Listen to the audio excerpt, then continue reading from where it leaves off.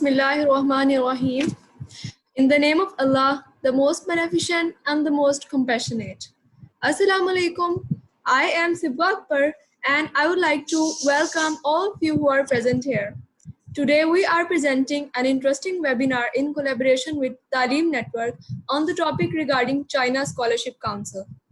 Our today's session will cover the objectives including what is CSC scholarship, which courses are given, and what is the eligibility criteria.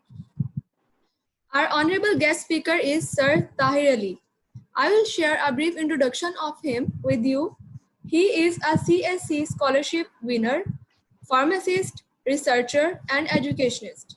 Moreover, he is also a PhD pharmacy scholar from Shanghai Jiao Tong University. Now, I would like to welcome our Chief Executive Officer, Dr. Maham Khalid, and our worthy Vice President, Mr. Mohammad Hassan, and all the hardworking team of Medicals Life Care Association and Taaleem Network. So, moving toward today's discussion, it will be an immense pleasure for me to welcome our honorable guest speaker, Sir Tahir Ali, to come forward and share his deepest knowledge regarding the topic. On a lighter note, if you have any questions regarding the topic, type them into the comment box and you will get answers afterwards. Thank you.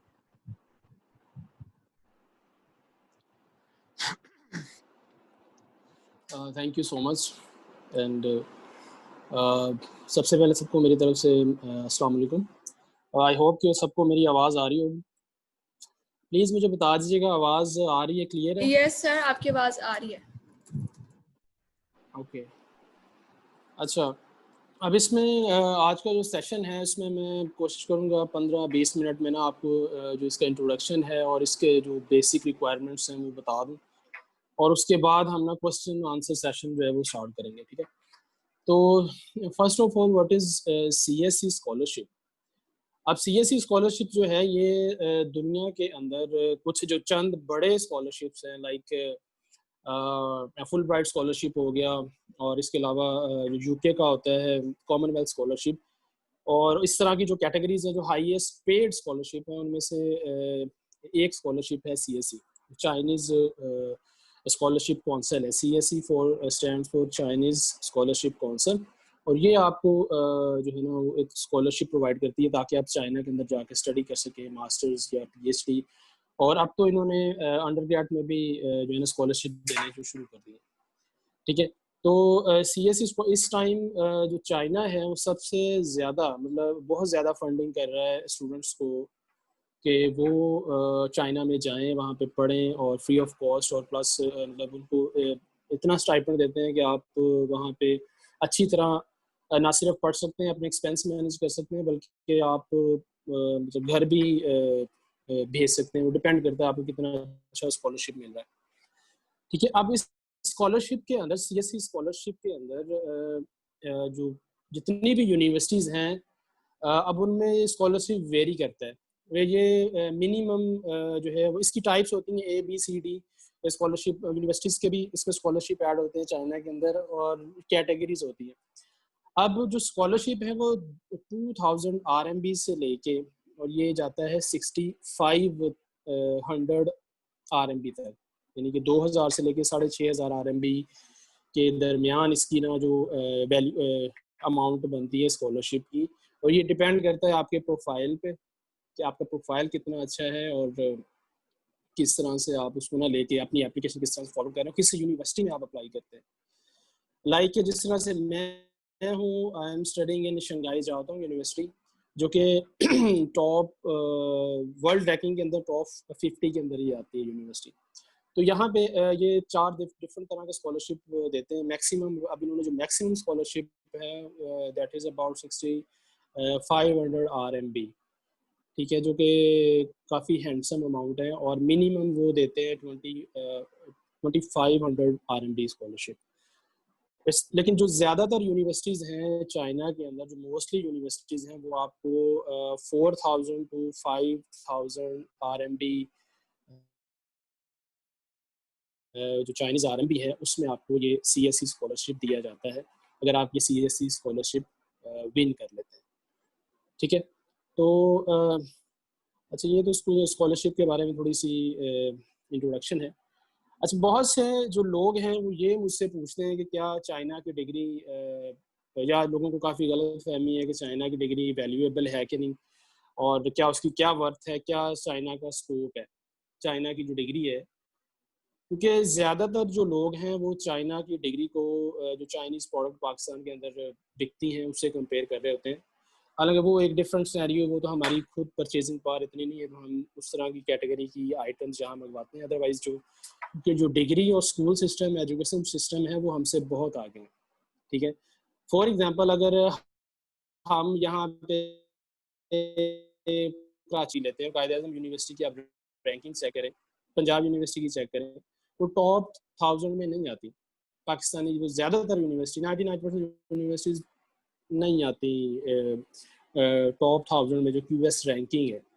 जबकि अगर China की आप check करें, जो मैंने अभी आपको बताया, जो मेरी यूनिवर्सिटी है टॉप 50 में, ठीक है, दुनिया की टॉप 50 यूनिवर्सिटी में, और चाइना की मोस्टली यूनिवर्सिटी जो है वो टॉप 300 के अंदर फॉल करती हैं।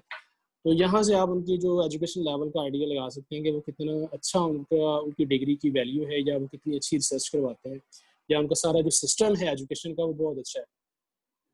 हमारे यहाँ मसला ये होता है कि जो बच्चे हैं during form D, I think ज़्यादातर यहाँ पे स्टूडेंट जो है ना वो फॉर्म डी के होंगे, या जो भी आपकी डिग्री है, तो आप ड्यूरिंग अपनी ग्रेजुएशन जो आपका बैचलर होता है उसमें हम प्रैक्टिकली जो प्रैक्टिकल स्किल्स होते हैं उस पर कोई फोकस नहीं करते ना। स्टूडेंट तो बिल्कुल ही नहीं करते, और जो टीचर्स होते हैं वो फैसिलिटीज़ ना होने की वजह से वो भी आपको नहीं करवा पाते।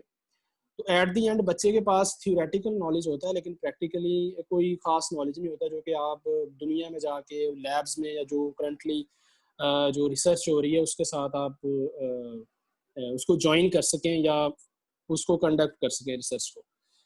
तो इस पॉइंट की वजह से भी आप लोगों को बहुत ज़्यादा मुश्किल होती है एक अच्छा स्कॉलरशिप लेने में, क्योंकि आपके पास रिसर्च स्किल्स ही नहीं होती। अगले प्रोफेसर को ऐसा बंदा चाहिए जो ट्रेंड हो, ठीक है। और हमारे जो बच्चे हैं वो ज़्यादातर लैब स्किल्स नहीं होती। लाइक अगर मैं बात करूँ फार्माकोलॉजी की, या हमने अगर mechanism of action find out करना है किसी ड्रग का, तो मैकेनिज्म याद कर लेना that is separate thing, and how to find out a mechanism of any drug is totally a different approach and a different scenario. तो जो मैकेनिज्म फाइंड आउट करना है दैट इज रिसर्च, जो कि आप एमफिल में करेंगे अगर आप फार्माकोलॉजी में जाते हैं, या फार्माकोग्नोसी में, या केमिस्ट्री में भी इवन वो जो ड्रग मॉलिक्यूल बनाते हैं उसकी पे वो चेक करते हैं इफेक्ट। तो molecular mechanism of action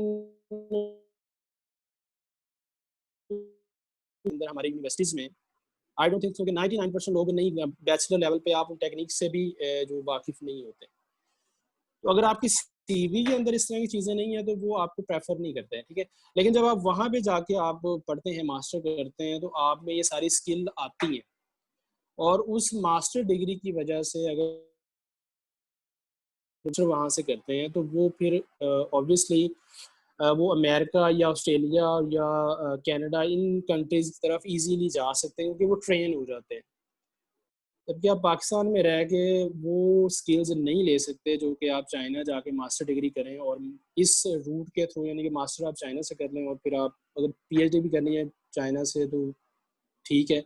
otherwise अगर आप पीएचडी के लिए किसी अमेरिका या किसी और कंट्री अप्लाई करते हैं तो आपको प्रेफर करते हैं, क्योंकि आपकी सीवी के अंदर इतनी ज़्यादा स्किल्स ऐड हो चुकी होती हैं और आपके पेपर्स हो चुके होते हैं कि आपको ना फिर वो मुश्किल नहीं होती अगर आपके पास चाइना की मास्टर की डिग्री है, अगर आप पीएचडी के लिए फर्दर अप्लाई करते हैं। और अगर आपके पास अगर आप पीएचडी भी वहाँ से करते हैं तो पोस्ट डॉक के लिए भी आपको कहीं भी दुनिया के अंदर इजीली जा सकते हैं।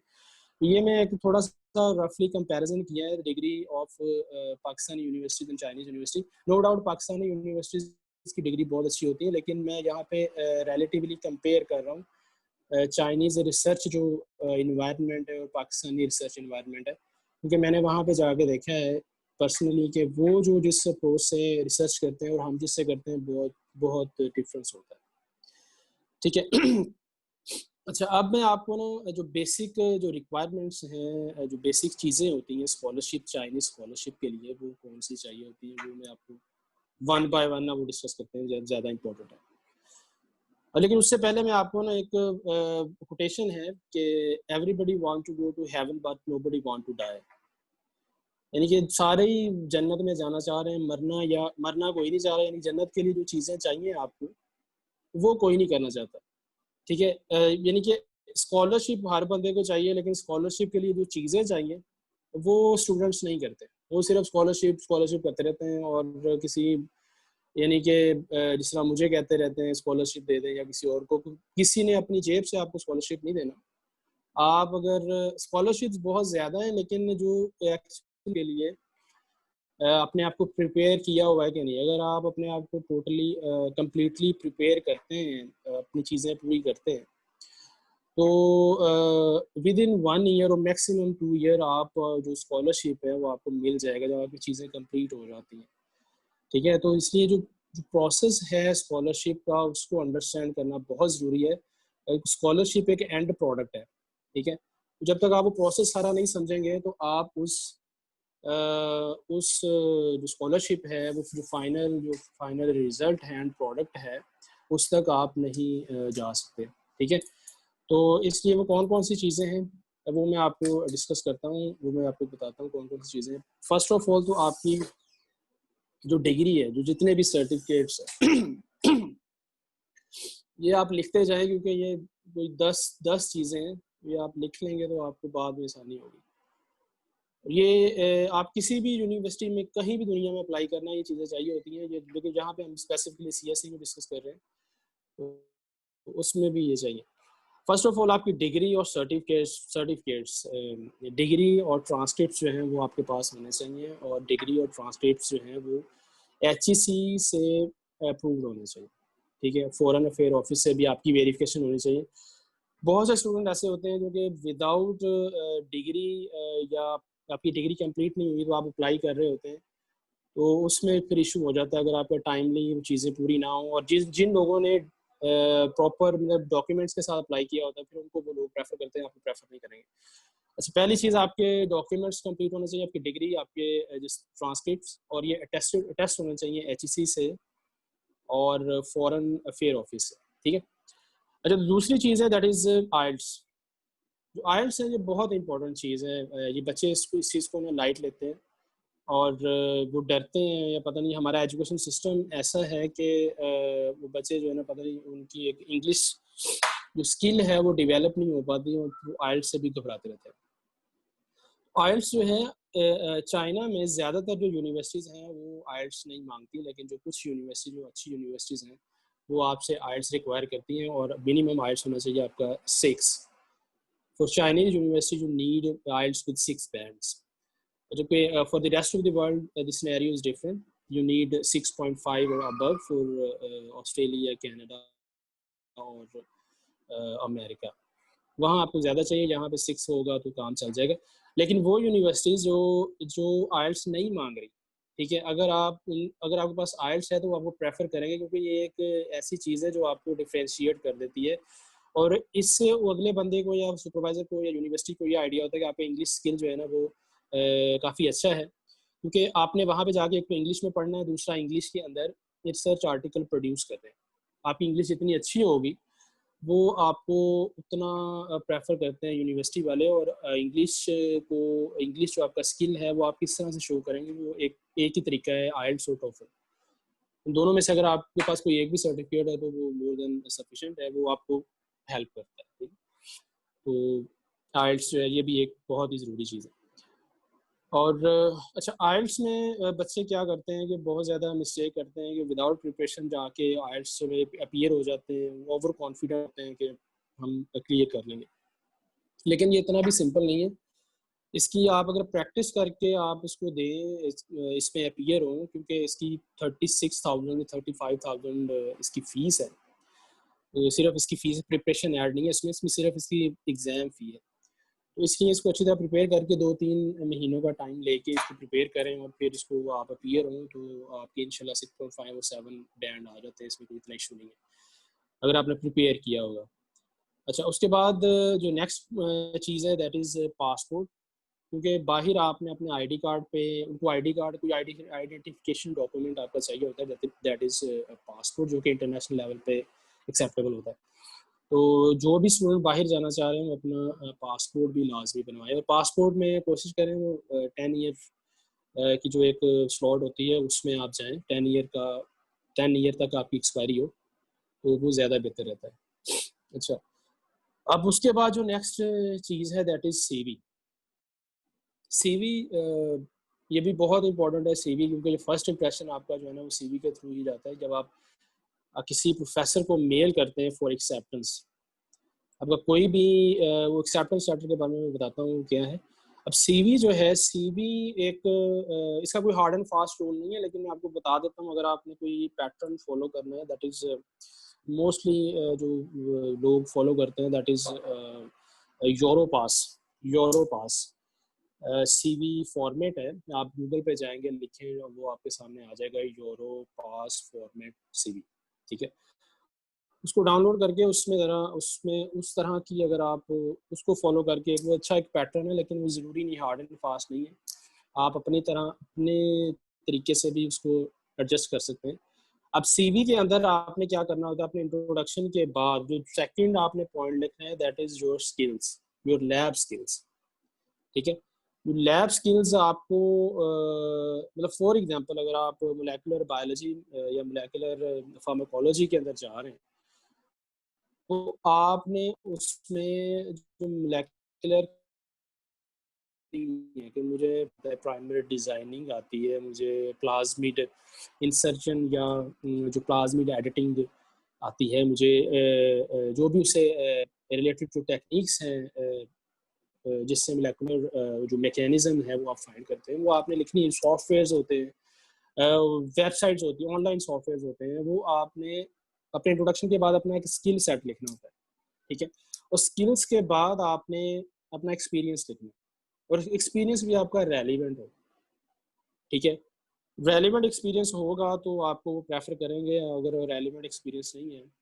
अब ये दो तीन चीज़ें, जब आपका सुपरवाइजर आपकी सीवी खोलता है, आपके स्किल्स आप उसको अच्छे लग रहे हैं, स्किल्स वो उसके साथ मैच हो रहे हैं, आपका एक्सपीरियंस उसके साथ मैच हो रहा है, आपका जो रिसर्च आर्टिकल्स भी लिखे हैं, एक्सपीरियंस के बाद रिसर्च आर्टिकल्स भी लिखे जो आपने मतलब उनके टाइटल लिखे, अगर ये दो तीन चीज़ें अगर वो मैच कर रही हैं तो फिर वो आगे जाएगा, फिर वो आपकी एजुकेशन देखेगा और बाकी चीज़ें देखेगा, और फिर वो आपसे इम्प्रेस होता है।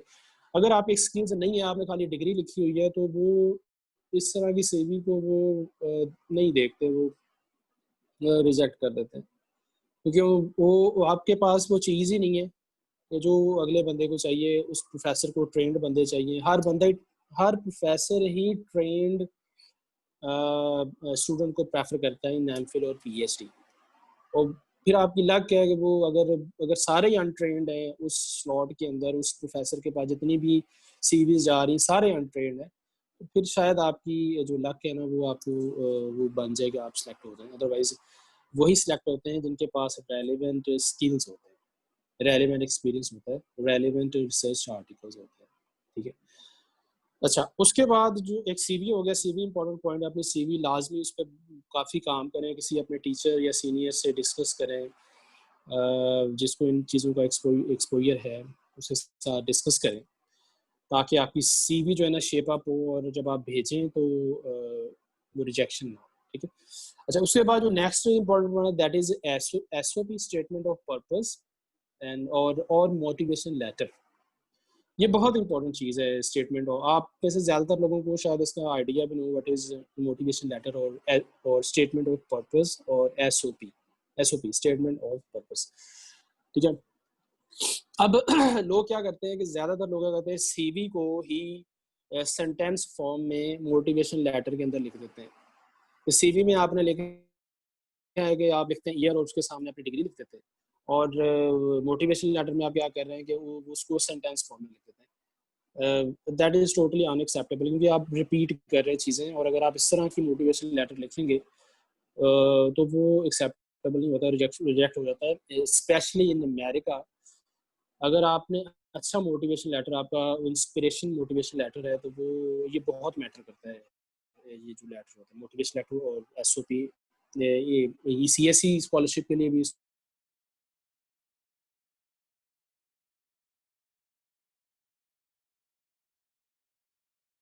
यूनिवर्सिटी में क्यों पढ़ना चाह रहे हैं और उस पर्टिकुलर सब्जेक्ट में क्यों जाना चाह रहे हैं।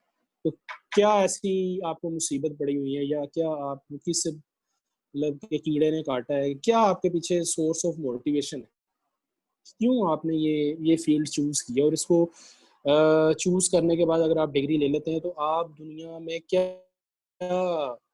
वो पॉजिटिविटी करेंगे या कुछ प्रोडक्टिव करेंगे या डिस्ट्रक्टिव करेंगे, मतलब वो सारी चीज़ें आपने बतानी है। इसमें एक ये 1 to 1.5 पेज का एक लेटर होता है जो आप खुद अपना लिखते हैं, कॉपी पेस्ट नहीं मारना इसको, वो उन्हें पता चल जाता है। आपने अपनी एक ट्रू स्टोरी लिखनी है, एक कि वो मतलब इस तरह की हो कि वो पढ़ते पढ़ते या तो आपसे इंस्पायर हो या वो मतलब कि रोना शुरू हो जाए। मैं वैसे मजाक कर रहा हूँ, लेकिन मतलब इतनी ज़्यादा उसमें आपने मोटिवेशन शो करनी है वो आपसे इंस्पायर हो। अगर वो इंस्पायर नहीं होंगे तो फिर भी प्रॉब्लम हो जाती है, वो आपको नहीं रखेंगे। जिसका मोटिवेशन लेटर अच्छा है वो उसको प्रेफर करेंगे। अच्छा, एक ये चीज़ मतलब मोटिवेशन लेटर बहुत इंपॉर्टेंट है, इस पर भी आप काम करना स्टार्ट कर दें। ये ओवरनाइट नहीं आप लिख सकते, इस पर टाइम लगता है। ठीक है, उसके बाद जो नेक्स्ट पॉइंट है दैट इज रिसर्च पेपर्स। अब बहुत से बच्चे जो आप इस चीज़ को बॉदर ही नहीं करते कि व्हाट इज रिसर्च, ठीक है, या what is skills in lab, current lab skills, going in a lab or any experiments in your said field or any interested field, आप लोगों को कोई आइडिया नहीं होता।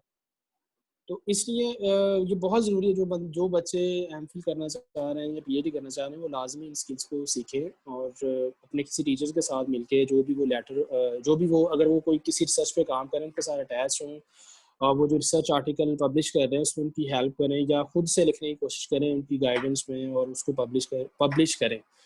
और वो ज़रूरी नहीं है कि वो बहुत ही हाई इम्पैक्ट फैक्टर में आप पब्लिश करें। फर्स्ट आर्टिकल है, आप किसी भी मतलब वो अप्रूव्ड जर्नल हो, फेक जर्नल ना हो, यानी कि वो आपके टीचर आपको गाइड कर देंगे। वो लोकल मतलब पाकिस्तानी भी हो सकता है, इंटरनेशनल भी हो सकता है, किसी में भी आप पब्लिश कर दें वो इनफ होता है।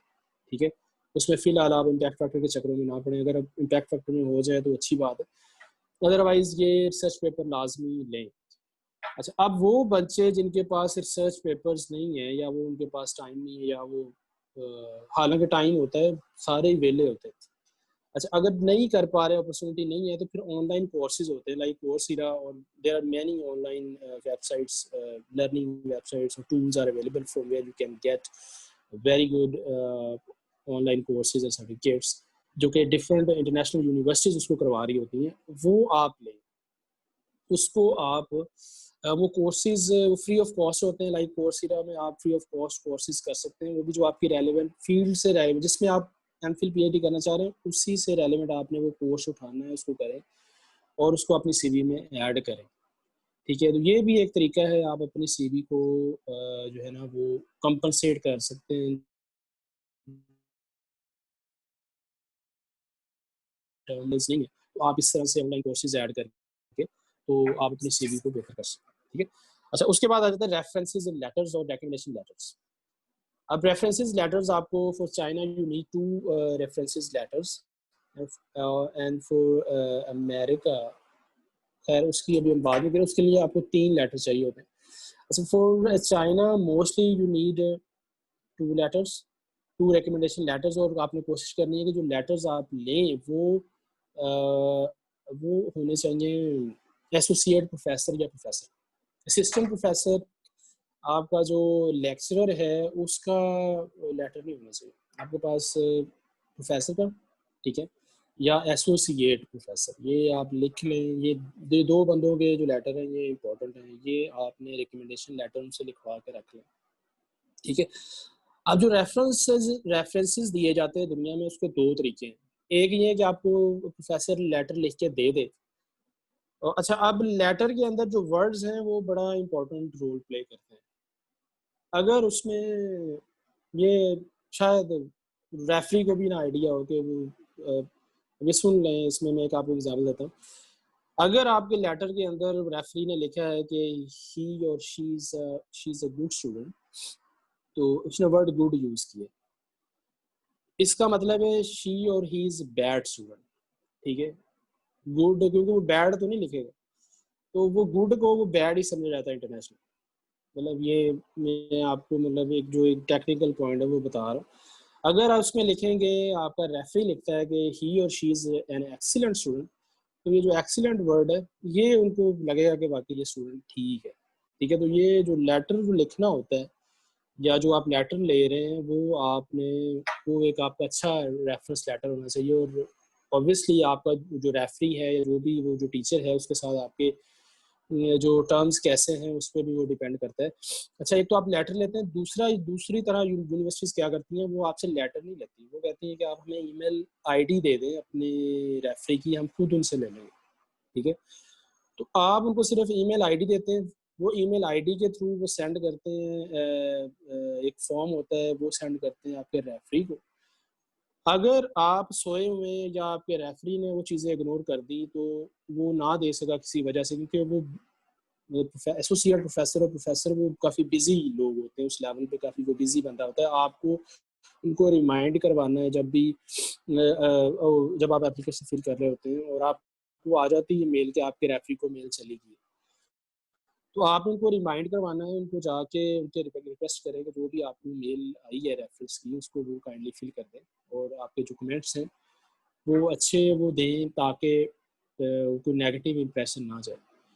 इसलिए यूनिवर्सिटी के अंदर वो लोग जो कि सारा 4-5 साल ज़ाया कर देते हैं, कोई पढ़ते नहीं है, तो उनके रेफरेंस लेटर भी सही नहीं बनते और वो आगे भी वो बड़ा मुश्किल होता है, स्कॉलरशिप के लिए उन्हें बड़ी टेंशन होती है। इसलिए जो यूनिवर्सिटी में 4-5 साल इंसानों की तरह पढ़े और जो भी आपके टीचर्स हैं उनके साथ तमीज़ से पेश आएँ, ठीक है, ताकि बाद में अगर आपने स्कॉलरशिप लेना है तो वो बड़ा रोल प्ले करता है।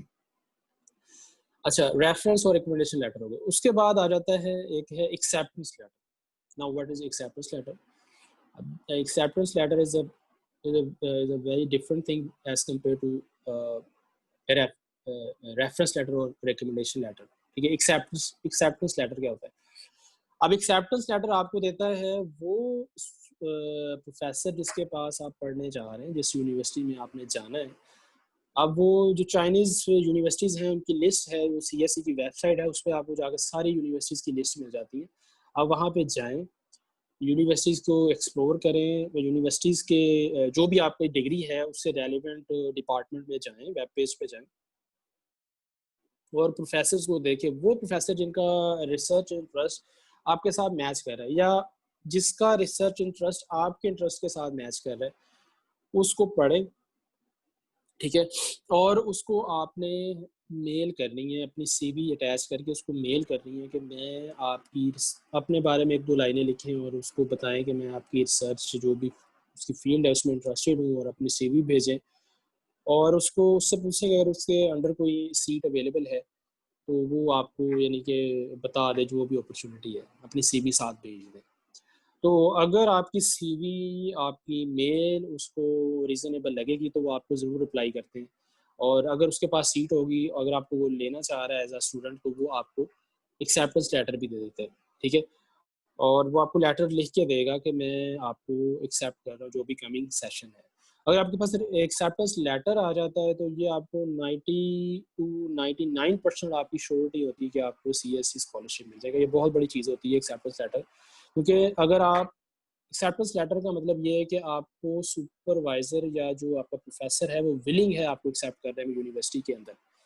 अगर प्रोफेसर आपको एक्सेप्ट कर दे, दुनिया के अंदर जो यूनिवर्सिटीज़ हैं वहाँ पे प्रोफेसर्स की बहुत रिस्पेक्ट है। ये पाकिस्तान में I don't know, sorry to say उस तरह से नहीं होता, लेकिन दुनिया में अगर प्रोफेसर ने कह दिया है कि मैंने इस बच्चे को रखना है, एक्सेप्टेंस उसने दे दी है, तो यूनिवर्सिटी को कोई मसला नहीं होता।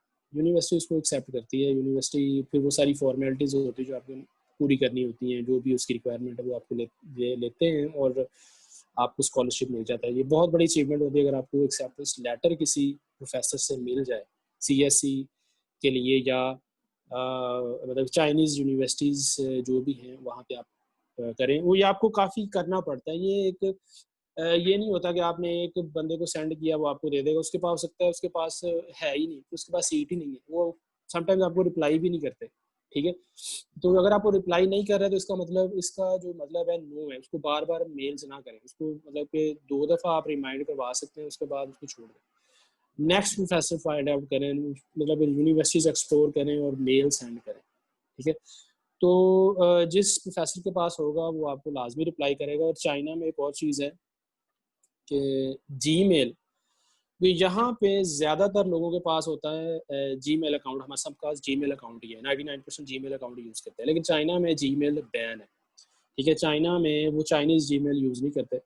वहाँ पे आप अगर याहू के थ्रू याहू मेल एड्रेस बनाएं और उसके थ्रू अप्लाई करें, वो उसकी पॉसिबिलिटी है कि वो उन्हें मिल जाए और वो आप अप्लाई करें, ठीक है। याहू से आपने याहू मेल के थ्रू आप कॉरेस्पॉन्डेंस करनी है प्रोफेसर के साथ। अच्छा, यहाँ पे कॉरेस्पॉन्डेंस के पॉइंट ऑफ व्यू से एक और चीज़ भी है जो स्टूडेंट्स में बहुत लैक करती है, दैट इज़ कॉरेस्पॉन्डेंस और कम्युनिकेशन थ्रू। पता कि उन्होंने टीचर्स के साथ किस तरह से एक फॉर्मल वे के अंदर कॉरेस्पॉन्डेंस करनी है या मेल या कम्युनिकेशन करनी है थ्रू ईमेल।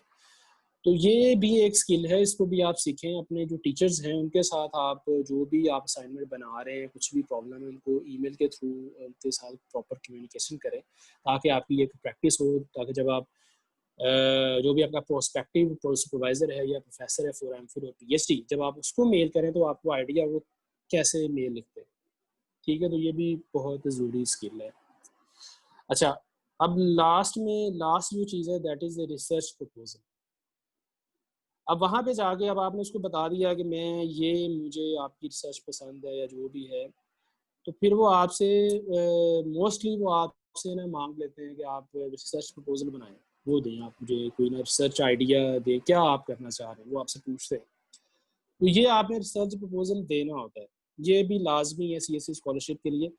ये वहाँ पे एक्सेप्ट हो ना हो ये एक अलग साइंस है, लेकिन ये बेसिकली होता है, वो आपको चेक करते हैं कि आपको रिसर्च प्रपोजल लिखना आता है, आपकी आपकी सेंस, रिसर्च सेंस की किस हद तक डेवलप्ड है, आपको किस हद तक एक्सपोजर है रिसर्च का, ठीक है। तो ये भी आप अपने टीचर सीनियर्स के साथ मिलके तो ये रिसर्च प्रपोजल कोई भी बना सकते हैं, और वो रिसर्च प्रपोजल उस बंदे या जो भी डिपार्टमेंट जिस लैब में आप अप्लाई कर रहे हैं उस लैब से ये मैच करता। ये नहीं है कि आपने फार्माकोलॉजी के ही लैब को अप्रोच कर रहे हैं और आपने एग्रीकल्चर का रिसर्च प्रपोजल बना के भेज दिया है, तो वो तो बिल्कुल ही यूनिवर्सिटी आपको उठा के बाहर फेंक देगी। वो इस तरह से नहीं करना। फार्माकोलॉजी के अंदर भी बहुत सब फील्ड्स हैं, उन सब फील्ड्स को आपने गौर से देखना है कि किस लैब के अंदर क्या काम हो रहा है, या जो भी आपकी जो फील्ड होती है उसके अंदर सब फील्ड्स होती हैं, स्पेशलिटीज़ होती हैं, उनको ध्यान से पढ़ना है। उस प्रोफेसर के पेपर एक दो पढ़ें आप, जो रिसेंट पेपर है जो 2020 या 19 के अंदर पब्लिश हुए हैं वो पढ़ें, आपको आइडिया होगा कि इस लैब में ये चल रहा है, उसके अकॉर्डिंग आपने बनाना है रिसर्च प्रपोजल, ठीक है। वो सही बनता है नहीं बनता है, मतलब उसकी एप्लीकेशन है नहीं है, वो एक अलग बात है, लेकिन आपने लाजमी बना के ये चीज़ें भेजनी। ये कोई 10 इंपॉर्टेंट पॉइंट्स हैं, इसको अगर आप फॉलो करेंगे, इन चीज़ों को कंप्लीट करेंगे, तो इंशाल्लाह आपको सीएससी स्कॉलरशिप जो है ना वो आप विन कर सकते हैं, और चाइना में किसी भी यूनिवर्सिटी के अंदर आप अप्लाई कर सकते हैं और आपको कोई इशू नहीं होगा, ठीक है। तो ये सारा का सारा एक ब्रीफ इंट्रोडक्शन था what is CSC scholarship and what are different requirements for this scholarship. तो अगर अभी आपको कोई क्वेश्चन है तो आप वो पूछ सकते हैं, कोई भी आपका क्वेश्चन हो, you are more than welcome.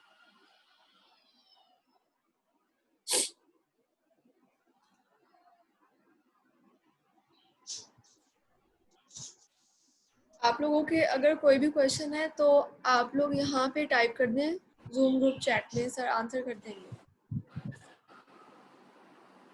अच्छा, म्यूट है, ठीक है, चैट के अंदर।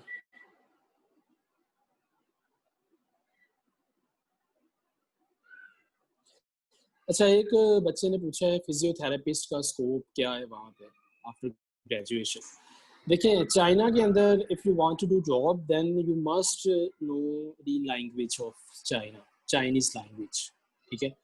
अगर आपको चाइनीज़ लैंग्वेज पे ग्रिप नहीं है, क्योंकि वो आपको चाइनीज़ लैंग्वेज भी सिखाएंगे जब आप वहाँ पे जाते हैं पढ़ाते हैं, तो वो आपको इंग्लिश में, लेकिन वो आपको चाइनीज़ लैंग्वेज भी सिखाते हैं। अगर आपको चाइनीज़ लैंग्वेज आ गई, ठीक है, तो देन आपका स्कोप ही स्कोप है।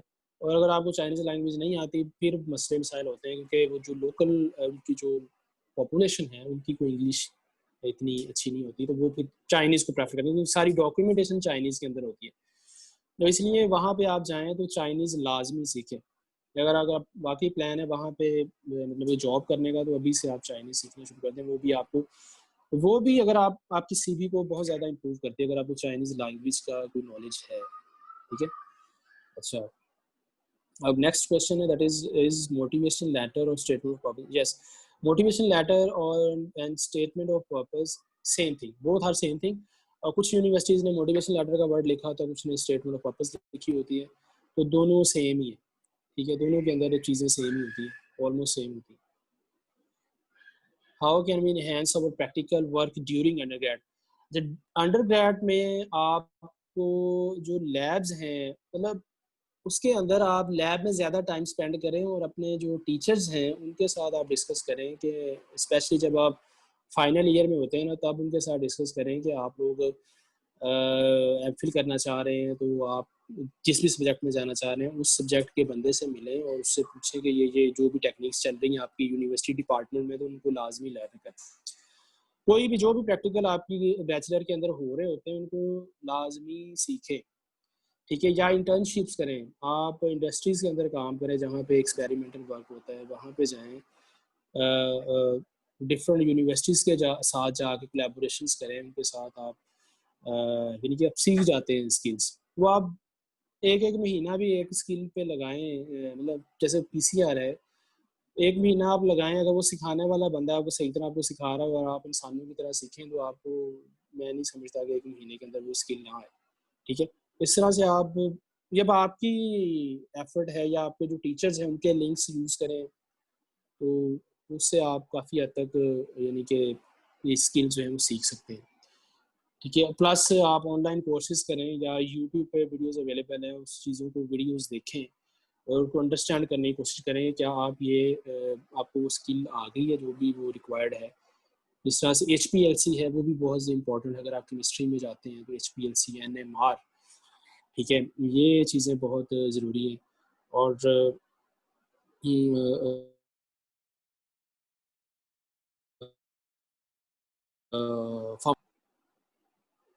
अच्छा, ये when should we send email to?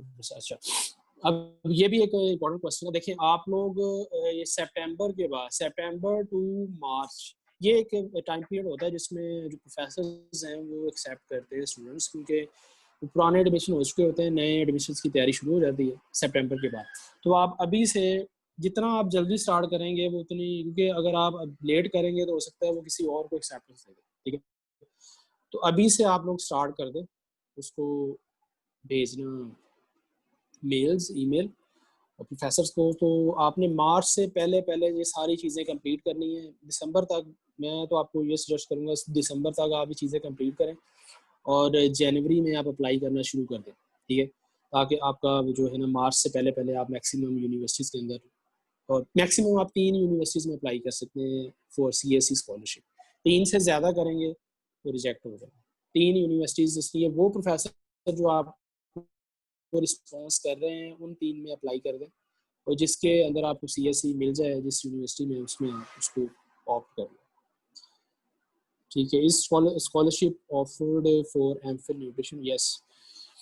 ये अब ये थोड़ा सा ना सर्च करने वाला काम है। अब यहाँ पे मैं अगर फार्मेसी का बता रहा हूँ तो इसका मतलब ये नहीं कि फार्मेसी के लिए कोई अलग से स्कॉलरशिप आते हैं, ऐसा कुछ नहीं है। दुनिया में कोई स्पेशल स्कॉलरशिप नहीं है फार्मेसी के लिए।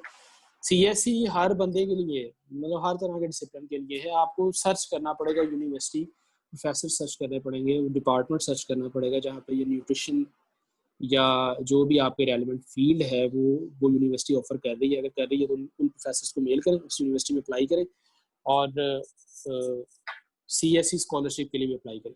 अच्छा, यहाँ पे एक और पॉइंट है कि आपने 2 जगह पे अप्लाई करना होता है, एक यूनिवर्सिटी पे, यूनिवर्सिटी की वेबसाइट पे, और दूसरा आपने CSE की वेबसाइट पे। 2 जगह पे आपने अप्लाई करना होता है।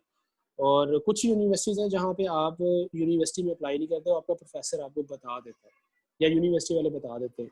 ज़्यादातर में आपने यूनिवर्सिटी में भी अप्लाई करना है और उधर भी अप्लाई करना है CSE में। अच्छा, अब यहाँ पे कुछ यूनिवर्सिटीज़ की फ़ीस होती है,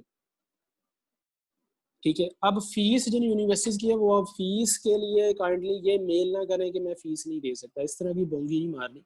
वो ये बहुत बैड इंप्रेशन जाता है कि आप प्रोफेसर से बात भी कर लेते हैं, एक्सेप्टेंस लेटर भी मिल जाता है, बाद में आके आप फीस पे आके ना वो रोना शुरू कर देते हैं कि मेरे पास फीस नहीं।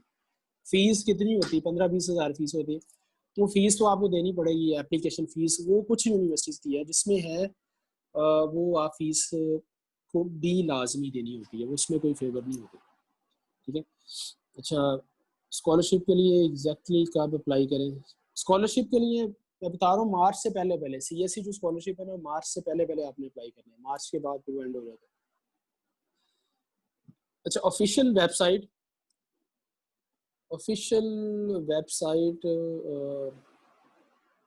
अच्छा, आप ऑफिशियल वेबसाइट आप अगर मेरे यूट्यूब जो चैनल है तालीम नेटवर्क, उस पर जाते हैं तो वहाँ पे आपको ये डिटेल मिल जाएगी कैसे आप अप्लाई करते हैं। किस वेबसाइट पे आप जाते हैं तो वहाँ पे आप ये देख सकते हैं। अभी क्योंकि मैं लैपटॉप पे नहीं हूँ तो इसलिए मेरी जो है थोड़ा सा डिफ़िकल्ट है वो चीज़ें आपको दिखाना। अच्छा, उसके बाद है certificates for some online session है यस। वो सर्टिफिकेट जो आपकी जो करंट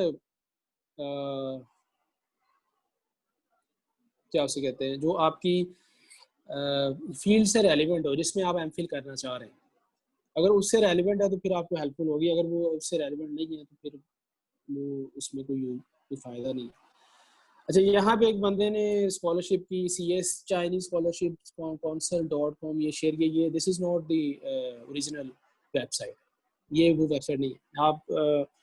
मैं आपको बता रहा हूँ, आप मेरे चैनल पे चले जाएं या उस पे जाके आपको मिल जाएगी, या ये बहरहाल ये वेबसाइट ओरिजिनल वेबसाइट नहीं है, ठीक है। अच्छा, मैक्सिमम कितने GPA होने चाहिए? अच्छा, 3 से अबव होना चाहिए आपका GPA। 3 से जितना भी ऊपर हो वो बेटर है। 3 से अगर कम होगा तो वो अनएक्सेप्टेबल है। अच्छा सर, किस SME के लिखे हुए के बाद सेमेस्टर के बाद हम अप्लाई कर सकते हैं? आप कोशिश करें कि सारे सेमेस्टर्स हो जाएं तो फिर ही अप्लाई करें, ठीक है। फिर ही आपका ओवरऑल CGPA वो सामने आता है। अदरवाइज वो हवाई बातें होती है कि मेरा ये हो जाएगा वो हो जाएगा। वो प्रोफेसर भी डरते हैं कि पता नहीं आपके पास डॉक्यूमेंट्स पूरे नहीं है, तो वो भी थोड़ा सा हेजिटेट करते हैं। लेकिन फिर भी आप लास्ट सेमेस्टर में अप्लाई कर सकते हैं, आप कोशिश कर सकते हैं। अगर वो आपको यस करते हैं तो फिर आपकी लक है। अच्छा, ग्रेजुएशन से पहले या बाद? ग्रेजुएशन के बाद में अप्लाई करें तो ज़्यादा बेहतर है। मेरा यूट्यूब जो चैनल है दैट इज़ तालीम नेटवर्क, ये मैं यहाँ पे आपको भेज देगा, ठीक है। ये आप यूट्यूब पे लिखें उस पर आ जाएगी, ठीक हो गया। और इसके अलावा कोई क्वेश्चन है तो वो आप, अगर कोई है तो ठीक है, अदरवाइज हम इसको सम कंक्लूड कर देते। आई थिंक No more सारे questions. क्वेश्चंस हैं वो सारे क्वेश्चंस हो गए। हो चुके हैं सारे क्वेश्चंस। ओके, माइक फर्स्टली जिससे करने माइक ऑन कर दे, शायद वो उसमें। जी आप पूछ सकते हैं क्वेश्चन, माइक ऑन करके पूछ लें। हैंड रेज कर दे, मैं आपको अनम्यूट कर दूँगी। माइक को ऑन करके पूछ।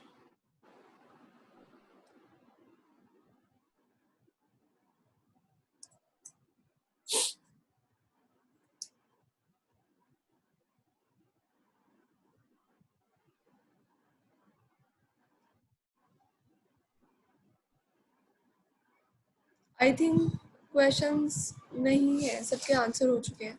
अगर किसी का कोई क्वेश्चन है तो वो बता सकता है।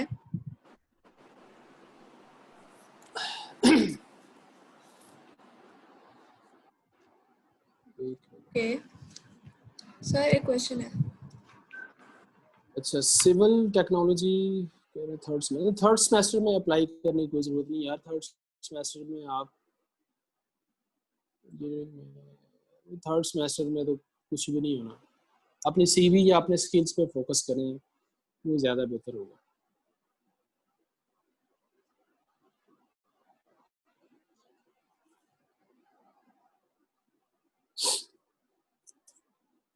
अच्छा, जिसको फुल, अच्छा अब ये स्कॉलरशिप का सुन लें। स्कॉलरशिप दो तरह के होते हैं, एक होता है फुली फंडेड और एक होता है पार्शली फंडेड। ठीक है, अगर फुली फंडेड है तो फिर उसमें सारा कुछ इंक्लूड है, आपका खाना पीना, आपकी फीस, एवरीथिंग उसमें अंडरस्टूड होती है कि वो आपको मिली है। उसमें आपको कोई बैंक स्टेटमेंट कुछ नहीं देना, कोई फीस नहीं देनी। फुली फंडेड है तो वो आपकी मौजें लगी, ठीक है, उसमें सारा कुछ ये ऐड है।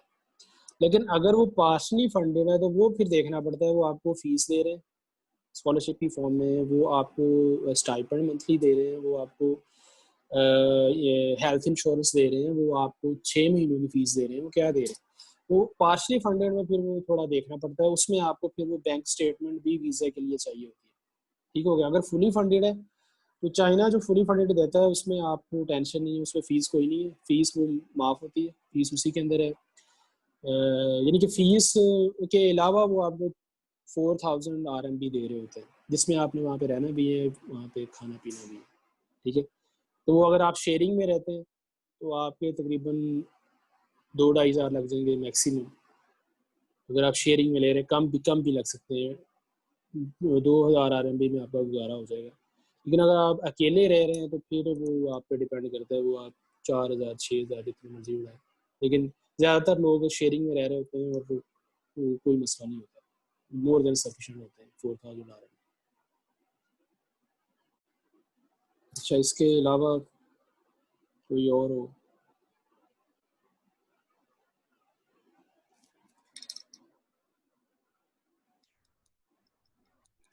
आई थिंक क्वेश्चंस खत्म हो गए। Okay, ठीक है. So I will end the session.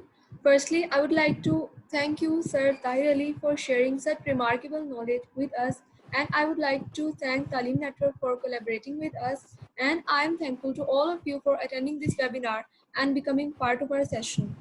Again, thank you, Sir Tahir Ali. This session was so informative and we learned about Chinese Scholarship Council. Thank you so much. Thank you sir.